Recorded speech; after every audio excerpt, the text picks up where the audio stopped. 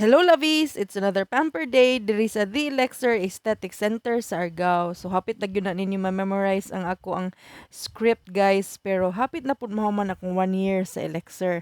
So let's get it started. So I'm with Giselle and she'll be handling my facial today, my Korean glass skin facial treatment. Of course, kay gikan man ta sa gawas, daghan jug hugaw gabug-abog atong naong. So dapat na trapuhan lang sa ang mga hugaw and then proceed na dayon ta sa facial foam cleanser na gilather ni Giselle sa atong naong para mga tangtang ang atong mga hugaw sa naong guys. Of course, mao na purpose sa facial cleanser, i-cleanse ang face. Alright, so mo na padayon og lather ni Giselle and massage sa atong face sa facial foam cleanser. So, para malimpyo gyud ug maayo ang atong naong. Of course, if naamo sa Elixir guys, sadya gyud kay na ang inyong mga session, alright? Mao na, happy ra jud mi while ga session para dili ra pud laay no. So next step is the facial scrub. The facial scrub is being lathered and massaged sa atong face to remove the impurities sa atong mga naong mga stubborn dirt, mga whiteheads and blackheads. And guys, sa akong giingon ganina, if moanhi mo sa Elixir, happy ra jud ang mga tao. Of course, you need to unwind and pamper yourself. Give yourself some time. Kay of course, tagsara ang kinabuhi. Ha? Grabe lang na kay kurong mga words no. Alright, next step kay ang pagprick ni Giselle sa ato ang nose. So, iyan ang gina-cover ang ato ang eyes kay sigig luha-luha kay sakitan man ko guys. Pero sa giingon nila, no pain no gain, so padayon ta. Ginaprick na ni Giselle kay daghan mga blackheads and whiteheads diha na area sa ato ang face. So ang nose, most importantly, ang ginaprick ni Giselle every session. Naay uban part sa face na ginaprick pud niya kay naago rin mga blackheads pud na nurok, pero dili tibok naong gyud, pero ang nose gyud ang iyang focus. Then as after the pricking is the suction machine. Ang kaning suction machine higupon niya ang mga nagbara sa inyong mga pores na mga buling-buling. Na ay mga areas sa ato ang face na dili gyud ma-reach sa atong mga hands, sa atong mga moto hands. Dili ma tangtang gani ang sud sa atong mga pores mao tong gamit sa suction machine. Next is the application of the retinol serum. Kaning retinol serum nindot po ni sa atong face kasi this is moisturizing and brightening sa atong face. This is also used para mag-glide ang atong mga equipments na ginagamit nila. If you can see right now, that's the galvanic machine. This is used to tone the pores, tone our face, and flatten the pores. Next is the eye bag removal machine. Ako dira kay na problema ang akong eye bags kay dira kay siya dark. Sakto ko sa tulog. But if you have any issues with your eye bags, nindot gyud ang Korean glass skin facial treatment kay appeal na ang eye bag removal sa iyang process. Next is the ice head or the cold hammer. This is used to close the pores. Because a while ago, during the pricking, kay naapot to siya hot steam ganina para ma-open ang pores. Kani na portion kay ang mag-close na sa pores guys, ang ice head or cold hammer. Next step is the high frequency antibacterial machine. Kani medyo di kay ko ganahan, di na ko bet ang iyang smell kay naa gyud siya murag lanto na smell, but this is part of the Korean glass skin facial treatment and it has a purpose, so it is there. So next we have a session for mesolipolysis o mao na gilimpyuhan akong tummy og injection na siya sa left side o right side, 3 shots each. This is to help in melting and burning the fats, mga stubborn fats sa ato ang tummy guys. Mao ni ang mesolipolysis, non-invasive procedure to reduce fat in the tummy area. Naapod ta ingani sa atong face o sa ato ang arms, but gitangtang na ang sa face na mesolipolysis sa ako ang package because it was not really part of the package after all.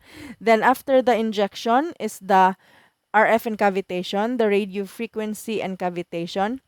This is to also aid in burning and melting the fats in the tummy after injecting the mesolipolysis treatment. So, mao ni na siya ang first, ang radio frequency. Then, this next step is the cavitation. So, I think it's 5 to 10 minutes each machine. Kay naa sila gina-target na time frame for each machine para naagyo siya effect guys, naagyo siya effect sa inyuhang tummy. So, next part is the injection. Mesolypolysis gihapon ni siya for the arms. Then, for the left side and the right side gihapon ni siya, three shots each. 3 shots each. Grabe di na ako kalitok. 3 shots to the left and 3 shots to the right. Alright, this is still to melt and to burn the fats sa ato ang arm area na pod kay ganina tami man to. So of course, since nag-inject man og mesolypolysis injection, hi Ara, Pretty Ara and Pretty Giselle. So nagbutang na og gel para i-RF and cavitation na pod siya. So same sa atong tummy, radio frequency and cavitation gihapon ang i-go through sa atong arms para mo melt and burn the fats that are very stubborn to remove with just exercise. But of course, they also recommend na mag-exercise gyud ka kung mag-RF and cavitation og mesolypolysis ka para mga hilis gyud na ang tambok and hopefully ma-achieve na ninyo ang inyong body goals. So guys, hapit na ko mag 1 year and thank you so much to the Elexir family, Elexir Aesthetic Center sa Argao, especially sa owner na wala pa dyan ako nakita ever since. Hopefully before I end my package for 1 year na magkita gyapon mi. After the mesolypolysis RF and cavitation, karon pico laser treatment pud ta because this actually is my favorite process diri sa Elexir. It removes acne marks and dark spots sa face. I am very fond of itching, scratching my face, pricking mga pimples guys. So, mo na mag-leave siya og dark spots. And after that, mo na maglagom-lagom ako na, if you can see na nagani na ilagom diha oh. But thankfully, we have Pico Laser treatment which is available in Elexir Aesthetic Center sa Argao para resolve na issue. So if you have problems with acne marks and dark spots sa inyong face, Pico Laser treatment is available. So thank you so much for watching this video.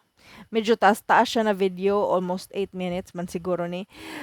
Thank you for joining me on my journey to beautiful skin, charot, and pampering and wellness sa Elexir Aesthetic Center sa Argao. I hope to see you guys on my next vlog. On Saturday, we'll be flying to Iloilo and hopefully I'll be doing a lot of vlogs there. Charot! Excited! So, hapit na Holy Week, guys. Ano pa day ko yung underarm, uy. So, underarm laser hair removal and whitening is also another process or another service that you enjoy from the package na akong gi-avail na 29,999 pesos for 1 year. Ang kani, si Giselle ang nag-shave sa akong underarms because they want to monitor the hair growth of the underarm hair.